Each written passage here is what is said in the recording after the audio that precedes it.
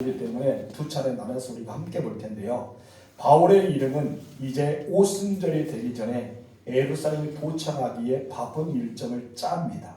그리고 1차, 2차, 3차 전도여행을 모두 마무리하고요. 이제 예루살렘으로 떠나기로 결정하고 서서히 예루살렘으로 가고 있습니다. 그래서 에베소에 들리지 못해요. 에베소는 바울이 참 마음에 와닿는 그런 지역이고 또 도라노 성원에서 열심히 2년 동안 가르치는 사역을 하였고 많은 사람이 주께로 돌아오는 교회였던 것을 보게 됩니다. 그런데 에베소에 들리지 못하고 바로 밀레드라는 섬으로 그 항구 도시로 갑니다. 그래서 밀레드에 도착한 바울은 사람들이 에베소에 보내서 장로들을 이렇게 초청해요. 내가 에베소에 가지 못하지만 너희들이 내가 머무는 밀레드 항구로 와서 나와 함께 이야기 나누자 하면서 초대합니다. 그 내용이 오늘 본문의 말씀이에요. 장로들 초대해서 무엇을 했냐? 마지막이라 생각하고 고별 설교를 하고 권면의 말을 하는 장면이 바로 본문에 쭉 흘러가는 내용 중에 하나입니다. 먼저 우리 17절 18절 읽어볼까요? 바울이 밀레드에서 사람을 에베소에 보내어 교회 장로들 초청하니 오매 그들에게 말하되 아시아에 들어온 첫날부터 지금까지 내가 항상 여러분 가운데서 어떻게 행하였는지를 여러분도 아는 바니. 아멘.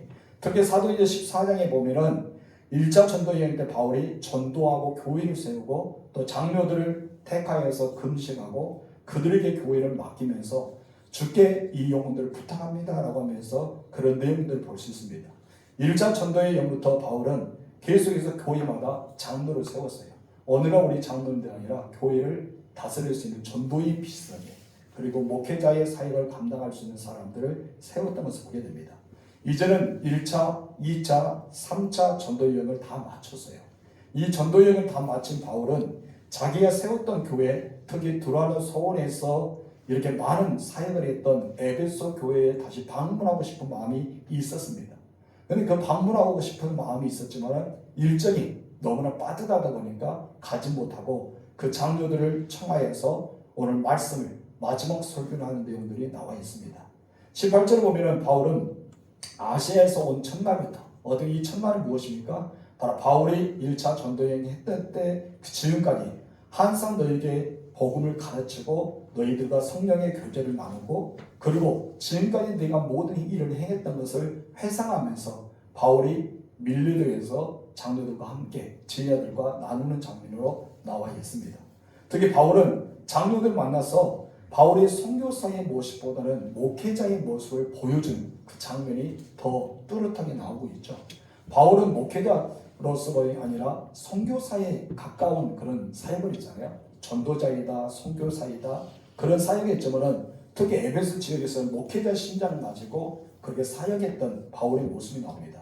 사실 선교사이든지 목사이든지 사역하는 일들은 어떻게 보면 사람들이 굉장히 중요합니다. 그러나 그들의 마음속에는 언제나 목자의 심정, 목회자의 심정이 가득 차 있었기 때문에 주님의 마음을 가지고 사역한 사람이라고 볼 수 있습니다. 특히 이번 만남은 최후의 만남, 마지막 만남이라고 생각했어요. 내가 어떻게 될지, 살아생전에 너희를 만나지 못할 것 같아. 이 바울의 마음이 그랬어요. 그래서 바울은 예루살렘에 가는데 어떤 마음을 갖습니까? 죽기를 각오한 마음을 갖어요. 내가 노마로 가지 못할지언정 나는 죽으러 간다. 그런 마음을 가지고 갔기 때문입니다. 여러분 가장 무서운 사람은 어떤 사람인지 아세요? 죽기로 결단을 내린 사람. 뵐 것이 없죠. 바울은 늘 그런 마음을 갖어요. 어느 하루 내가 죽는다 하더라도 복음에 대한 복걸음은 없다. 그래서 오늘 본 모든 사람의 피값을 내가 그들이 생각할 때 깨끗하다라고 나하잖아요. 다음 이야기했지만 이것은 내가 피값을 깨끗하다는 말은 내가 모든 사람에게 복음을 증거했다. 그래서 나는 피값이 내게 돌아옵니다. 에스겔을 보면 피값을 찾겠다는 겁니다. 어떤 피값이에요? 바로 내가 복음을 전해야 되는데 그 사람이 복음을 듣지 못하고 죽었어요. 내가 나를 만났는데 예를 들어서 우리 성찬이 내가 만났어요. 만났는데 성찬이 내가 예수 믿으라고 복음을 한 번도 전하지 않았어요. 그런데 성찬이가 하나님의 나라에 갔어요. 하나님이 가서 심판대 앞에서 딱 섰단 거예요. 그런데 예수님께서 물어보시 하나님께서 너 왜 예수 안 믿었냐 했더니 나 복음을 못 들었어요. 야, 네 주변에 호영이가 있었잖아. 예수 뭐예요? 나에게 한 번도 예수 믿으라는 소리 안 했어요. 그러면 하나님께서 무엇이라고요? 야, 네가 예수를 전하라고 먼저 불렀는데 네가 전도하지 않았기 때문에 이 사람의 핏값을 네가 대신 맡아야 돼. 이것이에요. 무서운 거 아니에요? 굉장히 무서워요. 하나님은 그 핏값을 나에게 해요. 그런데 바울이 어떻게 했다? 나는 핏값을 내지 않아야 된다. 나는 피에 대해서 깨끗해. 이 말은 무엇이냐면 에스겔 선지자의 말을 인용해서 나는 전도를 다 했다. 나 가면서 봐봐. 많은 사람이 복음을 증거했잖아. 그들 잘못된 길로 가면은 옳은 길로 가라고 말하고 그렇지 않은 길로 가면은 그런 길로 가라고 늘 복음을 전하면서 살아왔다. 나는 매로 맞고 핍박도 당하고 했지만은 모든 자에게 무엇을 했다? 복음을 증거했기 때문에 나는 모든 사람의 피를 통해서 깨끗하다 이 말을 하고 있습니다. 여러분 만나는 사람에게 깨끗합니까? 그럼 하나님께서 여러분의 핏값을 여러분에게 돌리지 않습니다. 그러나 반대로 내가 전도했어요. 내가 전도했는데 이 사람이 안 믿었어요.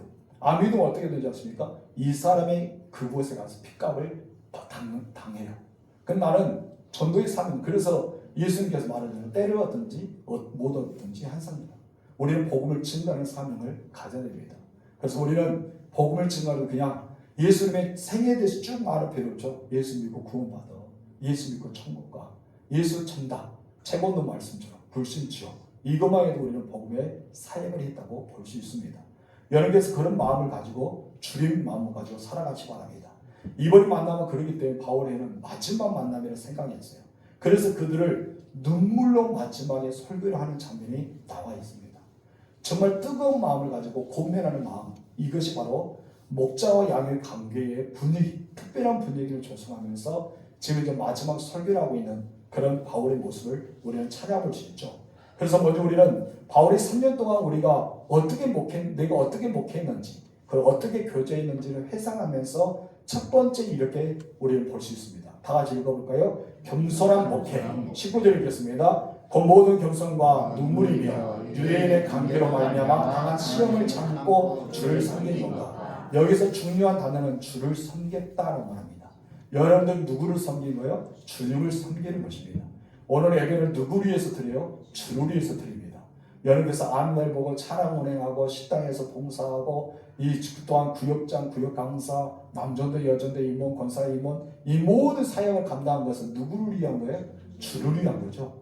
이것을 하나님께 주를 섬긴 거예요. 예를 들어서 밥을 못 먹고 있는 성도들이 가서 밥을 사주고 그리고 그들의 옷을 입혀주고 그들이 마실 물도 주고 차도 대접하는 거 이 모든 것은 누구를 위한 건가요? 주를 위한 거예요. 이것을 알아야 돼요. 우리가 그냥 내가 인심을 쓴 것이 아니죠. 내가 넉넉해서 대접하는 것이 아니죠.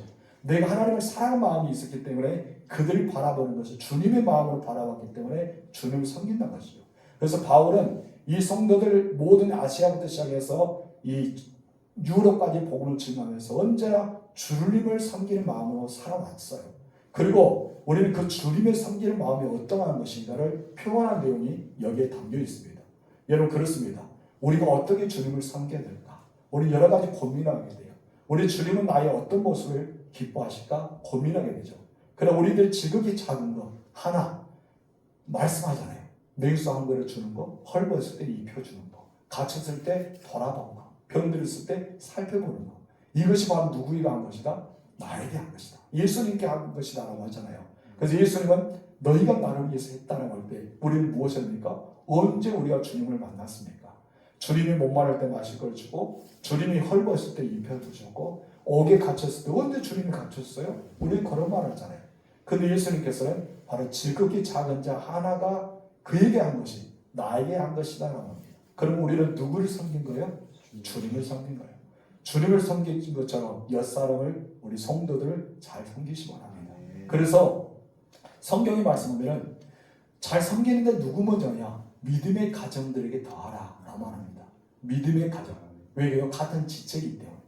여러분 자기 몸을 관리 잘해줘. 자기 몸을 관리 잘해야 됩니다. 더우면 어떻습니까? 옷도 벗을 수 있어야 되고 추우면 옷도 입을 수도 있고 목마르면 내 목을 위해서 물도 마실 필요가 있고 그런 것이 나를 위한 것처럼 우리는 우리를 섬긴 것처럼 우리 몸동 교회에 있던 성도들을 섬긴 것이 주님을 위한 것이라고 합니다. 그래서 목회라는 것은 다른 것이 아닙니다. 성도들 통해서 주님을 섬기게 하는 거예요. 이것이 목회의 하나입니다. 그래서 우리가 교회와 주님을 섬긴 것은 바로 진정한 목회를 잘하는 것은 여러분들이 주님을 잘 섬기는 거예요. 그래서 식당에서 봉사하고 찬양으로 봉사하고 또 헌신하고 구역에서나 기관에서나 모든 삶에서 열심히 최선을 다하는 것이 결론을 따져보니까 나를 드러낸 것이 아니라 누구를 드러내고 있어요? 예수님을 드러내고 누구를 섬긴 거예요? 예수님을 섬긴 거예요. 그래서 우리는 어떻게 돼요? 여기서 말한 것처럼 내가 당한 시험을 어떻게 했다? 참았다. 왜 바울이 참았을까요? 여러분 주님을 위해 살아보는 시험까지 와요. 그렇죠? 여러분이 우리 교회 안에서 조그만 면에서 내가 뭘 일하다 보면 시험이 오죠. 힘든 일이 오죠. 상처가 오죠. 그런 것이 오는데 우리는 누구 때문에 참는 거예요? 주님 때문에 다 참는 거예요. 그래서 여러분 주님을 위해서 참는 거예요. 이것이 무엇이더라? 주님을 섬긴 것이다. 이것을 바울이 이야기하고 있는 것입니다. 여러분 목회자의 관점 보면 참 이것이 이해가 되지 않아요. 그런데 여러분 성경의 관점, 하나님의 관점 보면 이해가 됩니다. 야, 우리 주님이 이 땅에 오신 목적이 무엇이요? 섬김을 받으려 함이 아니라 도리어 섬기기 위해 왔다. 그것을 딱 정리해 주셨죠. 여러분은 섬김을 받기 위해서 신앙생활합니까? 섬기기 위해서 합니까? 우리는 그것을 잘 정리해야 돼요. 여러분 섬김을 받기 위해서 신앙생활하면 여러분 거꾸로 가고 있어요. 세상으로 가고 있죠. 세상은 어떻습니까? 여러분 섬김을 받기 위해서 자기들이 명예와 권력을 차지합니다. 그리고 여러분 섬기고자 하는 사람들은 그러지 않죠. 저는 선거 때 오면 저는 여러분의 종입니다. 나는 국민의 종입니다. 이 지역의 종입니다. 여러분 지금 딱 당선되면 무엇입니까? 언제 그러냐? 너희가 나를 섬겨야 돼. 그래서 우리들은 막 그러죠. 군수를 막 섬기고 국회의원들 섬기고 의원들 섬기잖아요. 거꾸로 가고 있습니다. 세상은 그렇다 이거예요. 근데 여러분 우리들은 어떻게 해요? 섬기잖아요. 오면은 성도들을 사랑해주고 대접해주고 악수도 해주고 사랑합니다 말해주고 세상 사람들 여러분께 사랑한다는 말을 어떻게 합니까? 근데 우리는 많이 하잖아요. 사랑합니다. 우리는 좋아합니다. 당신을 축복합니다. 얼마나 아름답습니까? 이것을 결국 따져보니까 무엇이더라? 주님을 섬긴 거다. 여러분 교회를 잘 섬긴 거 주님을 섬길 때 여러분 우리는 섬김의 은혜가 일어날 줄 믿습니다. 그럼 여기서 바울이 세 가지의 섬김의 태도를 우리에게 보여주었어요. 첫 번째, 다 같이 읽읍시다. 시작. 모든 겸손으로 섬겼다. 섬김의 자세의 첫 번은 겸손입니다. 교만하면은 절대 못 섬겨요. 너 같은 것이 나에게 딱 나오잖아요. 이건 뭐예요? 나는 섬김을 받아야 되고 너는 섬겨야 돼. 네가 나에게 어떻게 그럴 수 있어? 이것은 어때요? 교만이죠. 근데 하나님이 가장 싫어요. 예수님께 제자들에게 너희들이 나한테 그럴 수 있어? 라고 말한 적이 있어요? 그러지 않죠. 예수님 발을 씻으면서 야 봐봐 내가 너 발 씻었는데 이걸 보고만 있어? 그렇게 예수님 말씀하셨어요? 아니죠. 베드로가 말렸을 때 예수님 뭐랍니까? 아니야. 네 발을 씻어야 돼. 그러지 않으면 너는 깨끗한 받지 못해. 발 줘. 근데 베드로 뭐랍니까? 참 뻔뻔해요. 뭐라요? 발뿐 아니야. 온몸을 씻어. 울동할 때 벗으면서 이거 씻어주세요 라고 하는 거예요. 이미 목욕한 사람은 야 너 목욕했잖아. 깨끗한 바다는데 왜 울통을 벗고 난리야. 발만 줘. 발만 씻은 거예요. 우리들이 그런 모습이잖아요. 예수 만나서 우리는 이미 다 깨끗함을 받았어요. 그럼 뭐만 있어요? 자범죄. 우리의 바다에 도는 것만 씻으면 되는 거예요. 우리 주님 앞에 그런 섬김의 모습을 보여야 됩니다. 그래서 하나님은 교만한 자를 싫어해요. 그 교만한 사람은 섬길 수가 없습니다. 사랑할 수가 없습니다. 교만한 자는 자기 중심이기 때문에 나를 내세울 수밖에 없죠. 그래서 우리는 섬길 수 있다는 것은 겸손만 합니다. 여러분 솔로몬이요 듣는 귀가 열렸다라고 이야기했어요. 그리고 왜 듣는 귀가 열린지 아십니까? 재판할 때 이 사람들을 섬기고 싶은 마음이 있었어요. 그래서 실제적으로 그랬잖아요. 첫 번째 재판은 무엇입니까? 여러분 두 여인이 한 아이 때문에 싸우잖아요. 그때 정말 지롭게 반도막 내려앉는데 그거 진짜였을까요? 근데 진짜 엄마는 어때요? 자기 아들이 죽으면 안 되죠. 아이가. 그래서 엄마의 마음은 아닙니다. 이 아이는 죽으면 안 됩니다. 그 사람에게 주세요. 이것이 진짜 판결이잖아요. 근데 여러분 가짜 엄마는요? 그래 죽이소서 반도막 내서 저 아이 저 어미의 아이도 아니고 내 아이도 않게 하옵소서. 이것이 잘못된 거잖아요. 정말 지혜롭게 판단을 잘했던 솔로몬. 이 자체가 무엇이었어요? 죽고 사는 것이 문제가 아니라 섬김에 대한 이 어머니가 이 아이를 사랑할 마음을 가지고 섬기는 것. 이것이 굉장히 중요한 것입니다. 야고보서도 야고보 1장 19절에서 이렇게 말합니다. 시작. 내 사랑하는 형제들아 너희가 알지니 사람마다 듣기를 속히하고 말하기를 더디하며 성내기를 더디하라. 아멘. 우리가 다른 사람의 말을 듣고 공감해 준 것도 무엇이요? 섬김이 하나입니다. 그리고 주님의 마음을 가지고 더 겸손히 나아갈 수 있는 한 가지 길입니다. 여러분 듣기를 속히하고 말하기를 더디하고 주변의 사람들 말을 많이 해주세요. 어떤 분은 상담하러 갔다가 실컷 듣고 왔답니다. 그는 상담자일까요? 아닐까요? 아니죠. 상담은요 그 사람의 말을 많이 들어줘야 돼요. 그 사람의 입장에 대해서 공감해줘야 돼요. 아무리 아니더라도 손잡고 하고 마음 아팠어 그랬어 상처받았겠다 하면서 마지막에 권사님 실상 어떻게 해야 돼요? 내 생각에는 이렇게 하면 참 좋을 텐데 고생했어 하면 조금이나 마음이 풀리잖아요. 근데 어떻게 하면 오자마자 막 상담한 것이 아니라 무엇이에요? 막 가르치랍니다. 성경에 몇 장 이렇게 했잖아 이렇게 했다. 그러면 어때요? 상담을 하다가 더 큰 짐을 안고 가요. 문제를 해결받으러 왔다가 문제만 더 가져갑니다. 혹시 여러분 상담하면 말을 많이 먹어다 무엇을 많이 해야 돼요? 듣기를 많이 합니다. 새신자들의 말을 많이 들어주세요. 주변의 사람의 말을 들어주세요. 그것이 우리가 섬김의 하나입니다. 이런 섬기는 자가 되기를 주님으로 축복합니다. 두 번째 어떤 섬김을 했을까요? 다 같이 시작. 눈물로 주님을 섬겼다. 여러분 바울은 눈물의 목회를 했어요. 여러분은 눈물이 언제 난지 아십니까? 언제 여러분 눈물 나요? 어떤 분은 영성이 풍성한 것은 하나님의 은혜만 생각하면 눈물이 나요. 하나님을 찬양할 때는 눈물색이 퍽 터져요. 어떤 사람은 어떤 애가 분하고 억울할 때 눈물 납니다. 저 그런 분이 있었어요. 그런 분이 막 제가 설교하는데 은혜를 엄청 받더라고요. 막 주여 하면서 막 울더라고요. 그래서 제가 은혜를 많이 받은 것을 딱 알고 참 은혜 많이 받았다니까 하는 말이 억울해서 억울해서 누가 드려야 되는데 못 드려서 억울해서 막 운다고. 그런 은혜가 아니죠. 은혜의 눈물이 아니잖아요. 그것은 자기의 그 억울함을 표시하는 눈물입니다. 여러분 은혜는 어떤 것입니까? 내 마음의 심한 통곡, 내 심령의 통곡이 있어야지만 되어진 것입니다. 그래서 머리로 이해하면 눈물이 나지 않아요. 가슴으로 다가올 때 눈물이 됩니다. 하나님의 은혜도 여기에 임하면 어떻게 해요? 여기만 알고 있으면 눈물이 안 나요. 내 가슴 심령에 닿게 되면 눈물이 납니다. 그래 정직한 영을 내 안에 새롭게 하옵소서. 우리는 정말 그 마음이 있어야 할 줄 믿습니다. 설교도요 이곳에 들으면 은혜가 안 됩니다. 판단해야 되죠. 이렇게 하면서 판단은 지식이 됩니다. 여기에 듣게 되면 어떻습니까? 은혜가 돼요. 아멘이 돼요. 여러분 정말 예전에 듣던 말씀이 새롭게 듣던 말씀이 됩니다. 예전에 잘 알고 있는 말씀이 다시 새로운 말씀이 되는 거예요. 여러분 생각해 보세요. 이 성경이 지금까지 엄청난 세월 동안 그러잖아요. 저희 아버지 시대도 저희 할아버지 시대도 그 할아버지 시대도 그 할아버지 시대도 엄청난 100년의 역사 이전에도 계속해서 전해왔던 말씀이잖아요. 근데 우리는 이 말씀은 매일마다 들어도 새로워요. 매일마다 읽어도 새로워요. 매일마다 설교를 들어도 새로워요. 왜 그런지 아십니까? 이거로 듣는 것이 아니라 어디로 듣기 때문에? 마음으로 듣기 때문에. 그래서 마음이 믿어 의에 이르는 것이에요. 하나님의 말씀은 마음으로 새기시 바랍니다. 너무나 중요한. 그래서 은혜가 되잖아요. 그래서 누디에게 복음을 받아들 때 머리가 아닌 무엇을 열어주셨어요? 마음의 문을 열어줘요. 성경에서 누디아의 머리를 열어주사 라고 말하죠.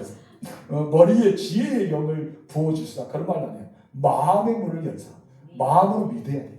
마음이가 너무나 중요해요. 하나님의 말씀도 이곳에 오면 여러분 나중에 어떻게 되세요? 자꾸 넘어져요. 왜 넘어질까요? 머리가 커지니까. 그럼 마음으로 오면 넘어지지 않습니다. 든든하게 가슴 딱 받치고 있는데 넘어질까요? 안 넘어지죠. 그리고 여러분 마음의 문을 열어달라고 우리 기도를 해야 됩니다. 여러분 성경을 읽을 때도 설교를 들을 때도 마음으로 받으기를 주님으로 축원합니다. 로마서 10장 10절 너무나 중요한 말씀입니다. 시작. 사람이 마음으로 믿어 의에 이르고 입으로 시인하여 구원에 이르느니라. 아멘. 여러분 주님을 섬길 때도 어떻게 섬겨라? 머리를 섬기지 말고 마음으로 섬겨라. 잔머리 굴리지 마세요. 마음이 가는 대로. 여러분 마음이 있는 곳에 우리 주님이 계십니다. 마음대로 가시 바랍니다. 아멘. 내 마음대로 하는 것이 아니라 주님의 마음대로 하신 거예요. 세 번째 어떻게 섬겼을까요? 시작. 인내함으로 주님을 섬겼다. 바울은 인내의 목회를 하였습니다. 바울은 특별히 유대인들에 인해서 말할 수 없는 핍박과 고통을 당했잖아요. 수많은 정말 이유가 안 되는 이유로 억울한 것도 있고 정말 그런 말로 표현할 수 없는 그런 참 안타까움도 있었잖아요. 그리고 정말 재판에 해부되기도 하고 돌이 맞기도 하고 여러분 태장도 맞기도 하고 참 고생을 많이 했어요. 그럴 때마다 바울은 늘 반응을 보이는데 그 반응이 무엇인지 아십니까? 인내의 반응. 바울은 참았어요. 참는 겁니다. 그래서 바울은 고린도 여기에 기록되지 않지만 고린도 13장 4절의 말씀에는 사랑은 오래 참는 것이라고 말합니다. 바울이 체험을 겪어요. 사랑은 무엇이다? 오래 참는다. 로마서 5장 3절의 이하의 말씀에는 환난은 인내를 내고 인내는 연단을 안고 연단은 소망을 안고 그 중간에 무엇이더라? 인내가 있다. 여러분 예수 잘 믿는 것도 뭐가 있어야 됩니까? 인내가 있어야 돼요. 오래 참아야 돼요. 그래야지 믿음을 좋아요. 그러죠 않죠? 여러분 한 10개 있던 사람이 못 참고 주를 떠나올 때도 있잖아요. 에이 나 안 해. 나 이것만 있냐 하면서 안 믿어버린다. 그런 사람들 인내가 없잖아요. 근데 여러분 주님을 위해서도 헌신하고 우리는 욕도 받고 핍박도 당하고 수많은 일이 있어도 어떻게 해요? 내가 너를 믿냐? 하나님 믿고 있지? 참고 있는 거예요. 그럴 때 우리는 인내가 나에게 무엇이더라? 뒤로 돌아보니까 연단인 거예요. 지금은 내가 정말 핍박이고 환난이고 시험이 있어요. 어떻게 이걸 참을까 했는데 뒤를 돌아보니까 무엇이었습니까? 연단이 했던 것이죠. 그래서 바울은 그렇게 참았어요. 이렇게 참았어요. 저렇게 참았어요. 그리고 그냥 참았어요. 또 참았어요. 따라합시다. 바울처럼 그렇게 참고 이렇게 참고 저렇게 참고 그냥 참고 또 참자. 한마디로 뭐하라? 인내하라. 그래서 바울은 눈물을 흘릴 때 또 눈물을 흘리세요. 겸손하되 또 겸손했습니다. 주님을 섬길 때 또 섬겼습니다. 이것은 바울의 목회입니다. 자, 두 번째까지 오늘 보겠습니다. 두 번째 읽어봅시다. 시작. 복음을 전하며 가르치며. 바울은 둘째로 복음을 전하며 가르쳤던 일을 회상합니다. 이 밀레도에서 장로들을 초청하고 바울의 제자들을 함께하면서 야, 내가 너희에게 가르치지 않느냐, 복음을 전하지 않느냐, 이것을 회상하고 있어요. 저는 여러분들이 이제 임종이 가까웠을 때 신앙생활에 회상을 한번 했으면 좋겠어요. 그리고 자녀들 다 앉혀놓고 아니면 여러분들이 병문안 왔던 성도들 앉혀놓고 야, 내가 옛날을 생각하니 참 이렇다. 우리 교회 내가 언제 등록회 등록했는데 그때 20년, 30년이 지날 때 참 그 마음이 이랬다. 여러 성도들이 있는데 이렇게 했다. 야, 내가 이렇게 주님을 위해 섬겼어. 이런 공사를 했어. 이런 거 했어. 마음에서 우리 회상하면서 참 내가 열심히 했지. 그래 회상하면서 마무리. 내가 다시는 보지 못하지만 너희들도 그렇게 열심히 하면 좋겠다. 얼마나 멋있어요. 멋있나 말합니다. 자, 20절 읽겠습니다. 나같이 시작. 유익한 것은 무엇이든지 공중 앞에서나 각 집에서나 거리낌 없이 여러분에게 전하여 가르치고. 아멘. 바울은 오로지 무엇입니까? 복음, 오로지 예수. 그런데 여기서 말합니다. 내가 거리낌 없이 많은 사람들 앞에서나 가정집에 가서 그 안에서나 나는 거리낌 없이 여러분들에게 무엇을 했다? 복음을 전하였고 성경을 가르쳤다. 이 말을 하고 있는 것입니다.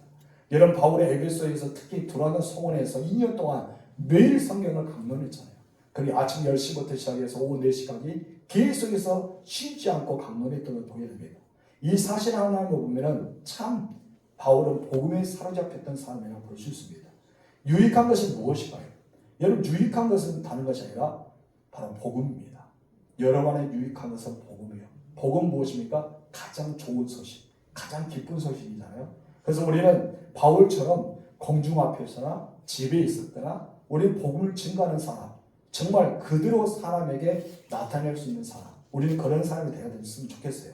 그래서 사람들이 있든지 사람이 없든지 유대인이면 유대인들에게, 헬라인이면 헬라인들에게, 가족이면 가족에게, 이웃이면 이웃에게 예수 그리스도의 복음을 전하며 가르치는 일이 우리에게 중요한 사역이 되어야 될 줄 믿습니다. 여러분들도 그렇게 되기를 주님으로 축원합니다. 잘 섬기세요. 누구를 섬기는 거예요? 주를 섬기는 거. 우리 이 시간에 기도할까요? 하나님, 우리가 사도 바울처럼 우리가 정말 섬김의 사람이 되어지고 그리고 사도 바울